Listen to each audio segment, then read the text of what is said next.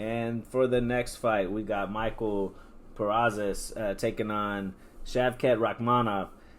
For Michael coming in 26-3 and Rakhmonov 13-0.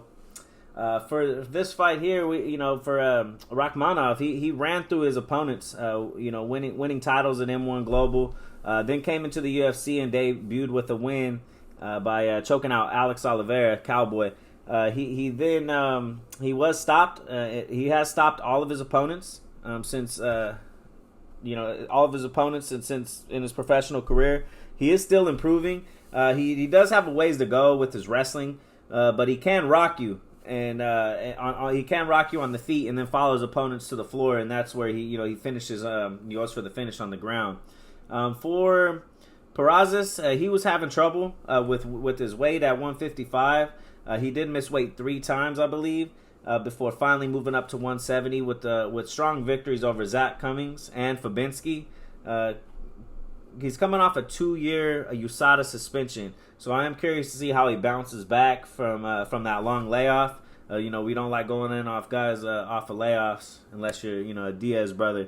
But he is a great grappler. He mixes in his wrestling, his jiu-jitsu well. But before Rakhmonov, if he is able to stuff those takedowns, because they are going to come relentlessly, and he's able to keep this thing on the feet, I think he's going to make most of it with that height and that reach advantage that he has. For Rakhmonov, he's 6'1", with a 77-inch reach, and for Prazeres, he is 5'6" with 67-inch reach.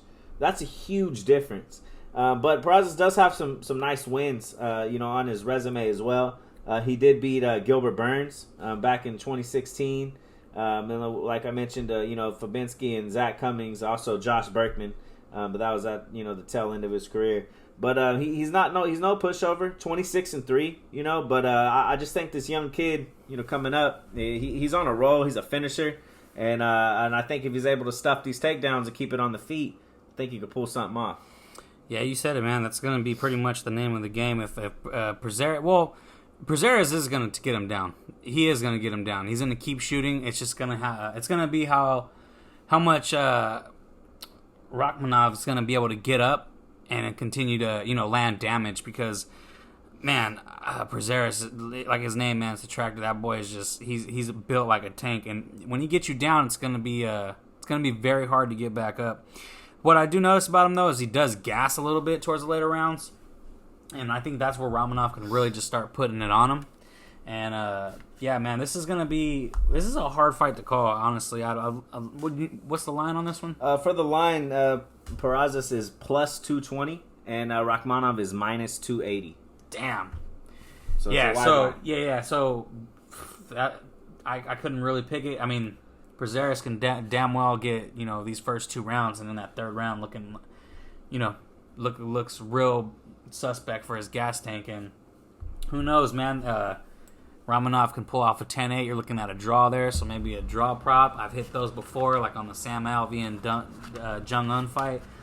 That gives me those kind of feels. So, yeah, this one's gonna be hard, man. Prazeres is coming in. He's gonna shoot those takedowns. It's gonna be nonstop. He looks for finishes, though, when he's on the floor. So if Rakhmonov's not on his jiu-jitsu shit, man, he can get tapped the fuck out real quick. So 11 submission wins. Yeah, like you said, he's tapped out Josh Berkman. Josh Berkman's not no slouch on the ground. Mads Burnell, if anybody knows who Mads Burnell is, Mads is over there doing crazy work. I believe he's got super finishes. Just recently in Bellator, in Bellator. Yeah, he's been looking great. So yeah. This dude's been taking out everybody, and Bartosz Bavinski, like everybody that's supposed to take you down, that's what he takes them down and makes it look easy. Gilbert Burns took him down, made it look easy. So I have no qualms thinking that Rakhmonov's not going to get taken down. I just want to see how he's going to react, how he's going to be able to land the damage, from his back, or if he's going to be doing it from the clinch from the cage with knees and elbows, because he's super long. So we'll see how it plays up. It's going to be interesting to see that weigh-in, face off, because he is going to tower over him. So I don't know, man. I don't know. I think I'm gonna have to go another dog shot on here just because of the price. So I'm gonna have to go Prazeres on this one. Yeah, he is a good bet as far as the line goes. Overall pick, I am gonna go Rakhmonov. I do think he is gonna get it done, but Prazeres is scary, and 26-3, especially with that line at plus 220. Yeah, I mean his last fight with what's his name, Ermedov or whatever how you pronounce it, Nasmil Ermedov with Prazeres. They were just striking a lot. I mean, he tried to shoot a few takedowns towards the end of the rounds, but I mean, in the striking battle, he just looked like he wanted to strike with dude. So if he tries to come in here playing with that shit with Rakhmonov, it's not going to be a good idea. I think he's going to know that early on and shoot for that takedown and try to expose him on the mat.